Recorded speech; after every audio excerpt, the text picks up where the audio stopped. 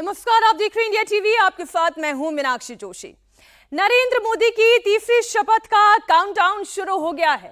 कल एनडीए संसदीय दल की मीटिंग होगी। उसके बाद मोदी राष्ट्रपति के सामने सरकार बनाने का दावा पेश करेंगे और इस बार मोदी सरकार का नेचर कुछ बदला बदला सा होगा। एनडीए गठबंधन दलों के साथ मंत्रियों के नाम और विभाग पर चर्चा भी होगी। सब कुछ ट्रैक पर चल रहा है। मोदी के विरोधी इंडिया अलायंस के नेता अब भी कोई चमत्कार होने की उम्मीद में बैठे थे, लेकिन चमत्कार होता हुआ दिख नहीं रहा है। इसलिए उन्होंने भी खुद ही सरेंडर कर दिया है। यह तस्वीर मजबूती से कह रही है कि अगले 5 साल एनडीए की सरकार कैसे चलने वाली है। यह तस्वीर मोदी विरोधियों को बता रही है कि वो चाहे कुछ भी कर लें, एनडीए बहुत मजबूत है। यह तस्वीर मोदी के दुश्मनों को समझा रही है कि जितनी तिकड़म लगा लो, जितना जुगाड़ भिड़ा लो, मोदी तीसरी बार पीएम बनेंगे और इनके सहयोग से बनेंगे।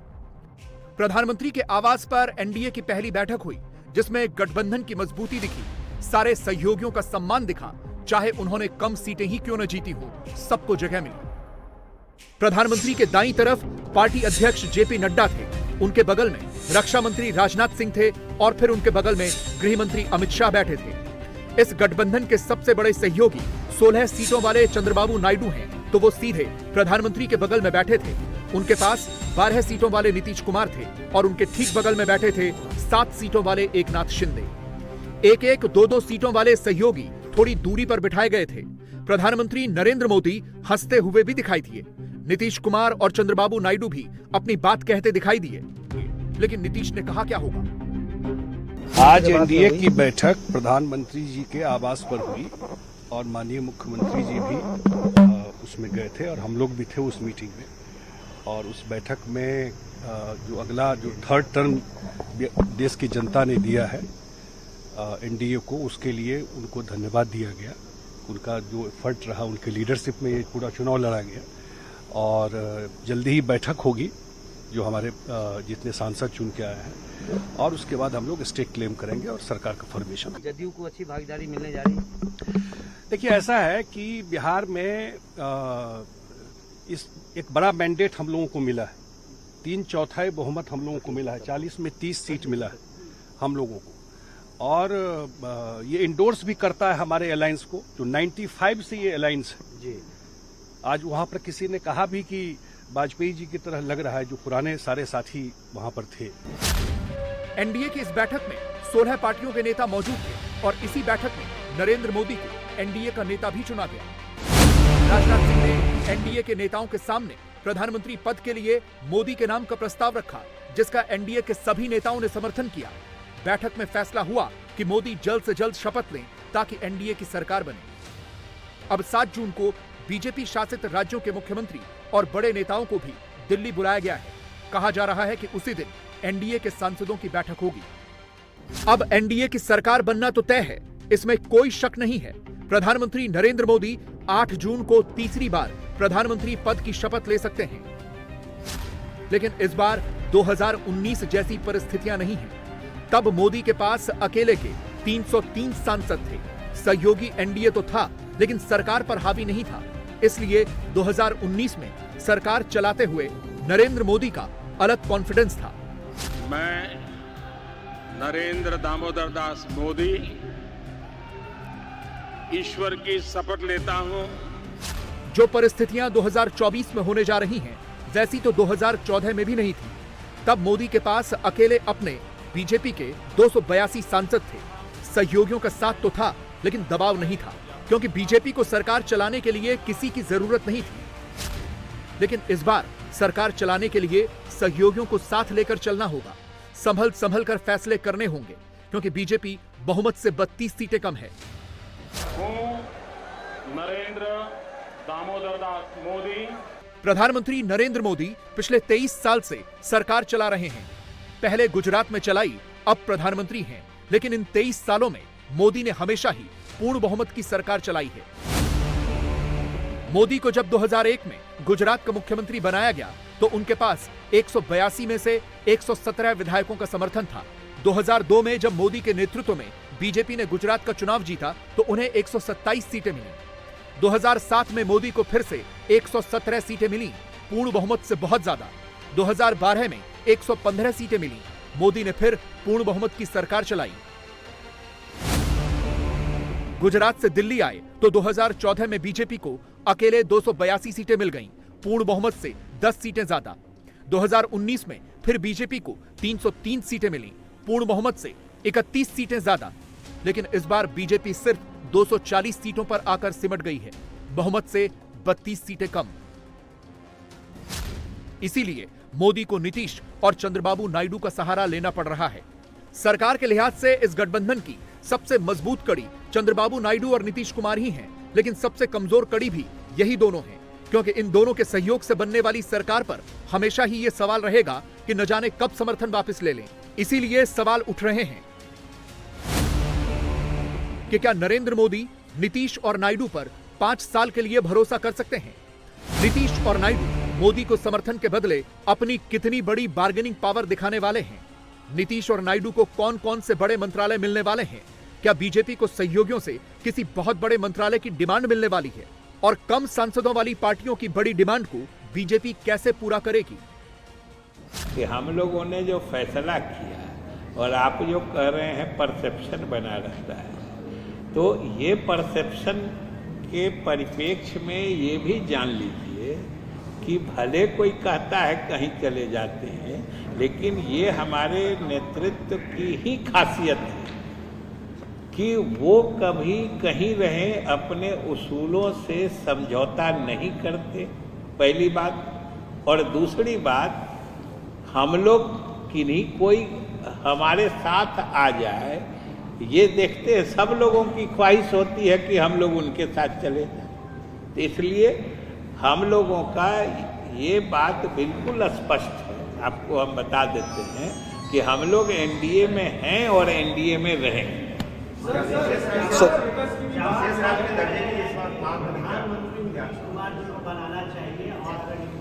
कौन कहते हैं? जमा खान। अब उनकी ये पार्टी के एक सच्चे कार्यकर्ता की ख्वाहिश। बीजेपी के सामने ये मुश्किलें इसलिए आई हैं क्योंकि उसे पूर्ण बहुमत नहीं मिला है। बीजेपी सिर्फ 240 सीटों पर आकर अटक गई। इसके बाद चंद्रबाबू नायडू की टीडीपी को 16, नीतीश कुमार की जेडीयू को 12, एकनाथ शिंदे की शिवसेना को 7, चिराग पासवान की एलजेपी को 5, जयंत चौधरी की आरएलडी को 2, पवन कल्याण की जेएसपी को 2 और देवेगौड़ा की जेडीएस को 2 सीटें मिली हैं। इसके अलावा एनसीपी, अपना दल, एजीपी, यूपीपीएल, आजसू और मांझी की हम को 1-1 सीट मिली है।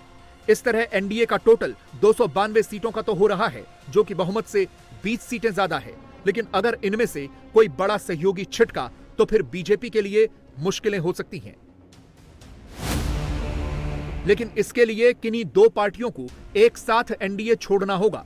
जैसे अगर सिर्फ टीडीपी ने छोड़ा तो उसके 16 सांसदों के जाने के बाद भी एनडीए के पास 276 सांसदों का समर्थन बचेगा, यानी बहुमत से 4 ज्यादा। इसी तरह अगर नीतीश अकेले छोड़ दें तो एनडीए के पास 280 सांसद होंगे, बहुमत से 8 ज्यादा। लेकिन अगर नीतीश और चंद्रबाबू दोनों चले जाएं तो एनडीए का फिगर 264 पर आ जाएगा, बहुमत से 8 सीटें कम। फिलहाल तो ऐसा नहीं लग रहा कि ऐसा कुछ होने वाला है। इसीलिए आज जब एनडीए की बैठक हुई तो उसमें पूरी कोशिश की गई कि गठबंधन को मजबूत दिखाया जाए। ऐसा मैसेज देने की कोशिश की गई कि छोटे बड़े सारे नेताओं का ख्याल रखा जाए और आगे भी रखा जाएगा। बस गठबंधन सरकार की यही मजबूरी होती है। जितने नेता फिलहाल मोदी और बीजेपी के साथ दिख रहे हैं, इन सबको मंत्री पद देना होगा, बड़े बड़े विभाग देने पड़ेंगे। कुल मिलाकर मोदी और अमित शाह को एडजस्टमेंट करके चलना होगा।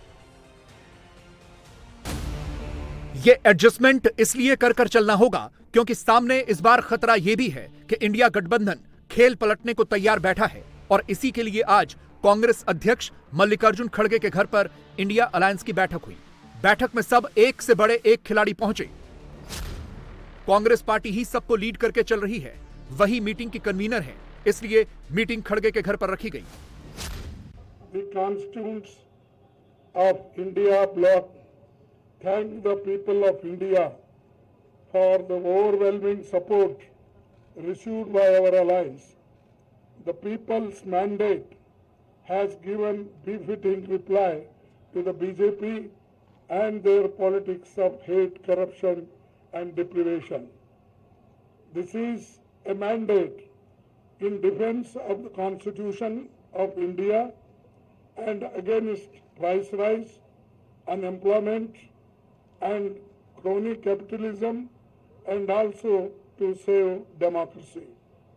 The India bloc will continue to fight against the fascist rule of the BJP led by Modi.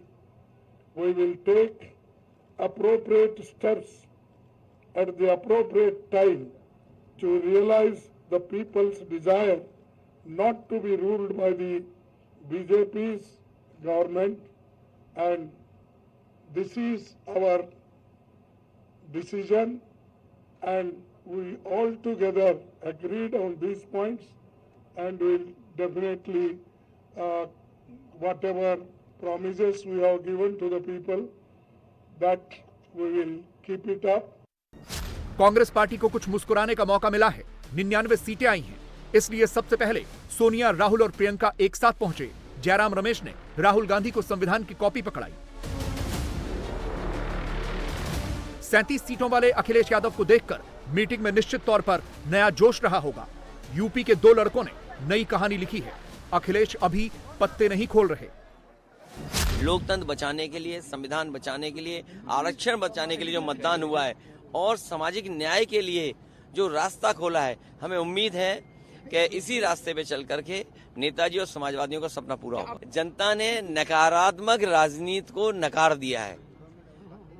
नकारात्मक राजनीति के खिलाफ मतदान हुआ है।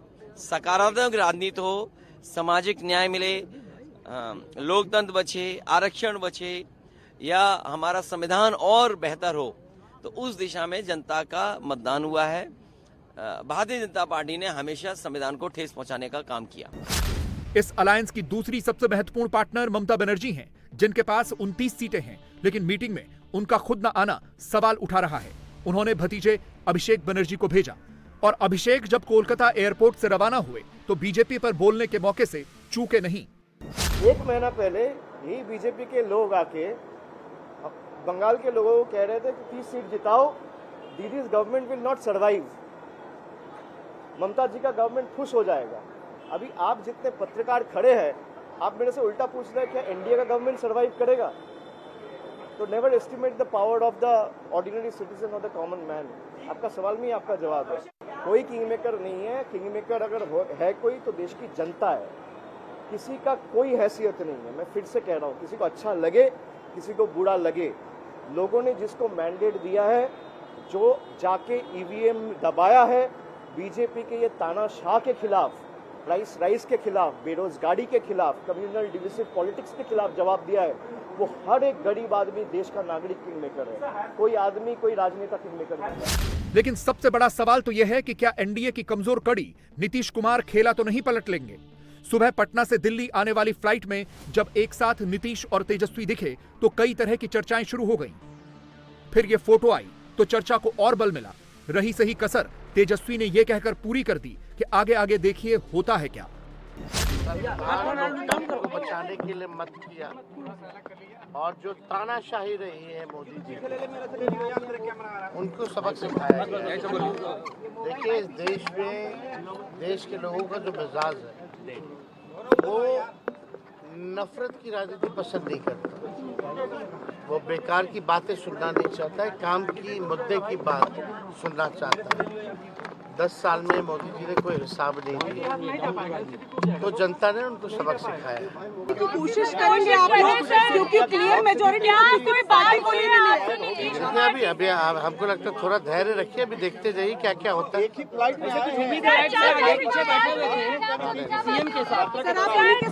कोई बातचीत हुई या कुछ बात भी करेंगे? बात भी, सब बात लोगों की नमस्कार प्रणाम दुआ हुई और क्या, लेकिन बाकी क्या होता आगे आगे देखते रहिए।